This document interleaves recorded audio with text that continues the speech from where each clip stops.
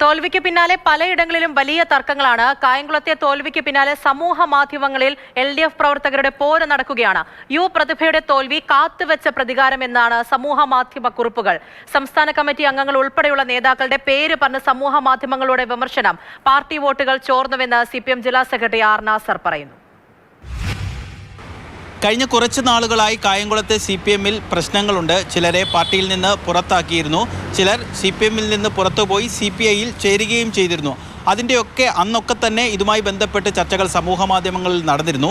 ഇതിൻ്റെ തുടർച്ചയാണിപ്പോൾ പരാജയത്തിന് ശേഷം സമൂഹ മാധ്യമങ്ങളിൽ നടക്കുന്ന ചർച്ച. പ്രധാനമായും പ്രതിഭയെ തോൽപ്പിക്കാൻ വേണ്ടി ചിലർ ശ്രമിച്ചിരുന്നു. പ്രത്യേകിച്ച് ഒരു സംസ്ഥാന കമ്മിറ്റി അംഗത്തിൻ്റെ പേരുൾപ്പെടെ പറഞ്ഞാണ് വിമർശനം ഉന്നയിക്കുന്നത്.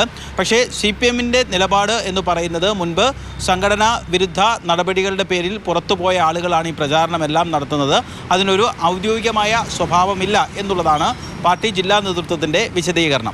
പാർട്ടിക്കകത്ത് ഒരു പ്രശ്നമില്ല. പാർട്ടിക്കകത്ത് വെളിയിൽ നിൽക്കുന്നവരാണ്. പാർട്ടിയിൽ നിന്ന് വെളിയിൽ നിൽക്കുന്ന ചില ആൾക്കാർ ഇപ്പോൾ ഇങ്ങനെ ഒരു സംഭവം വന്നു കഴിഞ്ഞാൽ എന്നാൽ പിന്നെ പാർട്ടിക്കകത്തുള്ളവൻ്റെയൊക്കെ കുഴപ്പം കൊണ്ടാണ് ഇത് തോറ്റതെന്ന് വരുത്തി തീർക്കാൻ വേണ്ടിയിട്ട് അവർ ഇടുന്ന ഒരു കാര്യങ്ങളെല്ലാം അപ്പോൾ അത് വേറെ ഒന്നുമില്ല. അവരെല്ലാവരും വേറെ പ്രവർത്തിച്ചാരാ, ആ മണ്ഡലത്തിൽ പ്രവർത്തിച്ചാരാണ് ഇവർ രണ്ടുപേരും അല്ലേ.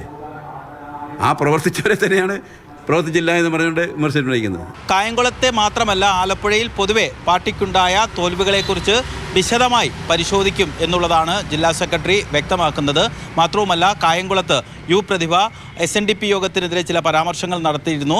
ആ കാര്യങ്ങളിൽ പാർട്ടി പ്രതിഭയ്ക്കൊപ്പമില്ല. മറിച്ച് കഴിഞ്ഞ 2 തവണയും പ്രതിഭയ്ക്ക് ആ സമുദായത്തിൻ്റെ കൂടി വോട്ടുകൾ കിട്ടിയതുകൊണ്ടാണ് വിജയിച്ചത്. എന്തുകൊണ്ട് ഇപ്പോൾ കിട്ടിയില്ല എന്ന് പ്രതിഭ തന്നെ ആലോചിക്കണമെന്നുള്ളതാണ് ജില്ലാ സെക്രട്ടറിയുടെ നിലപാട്.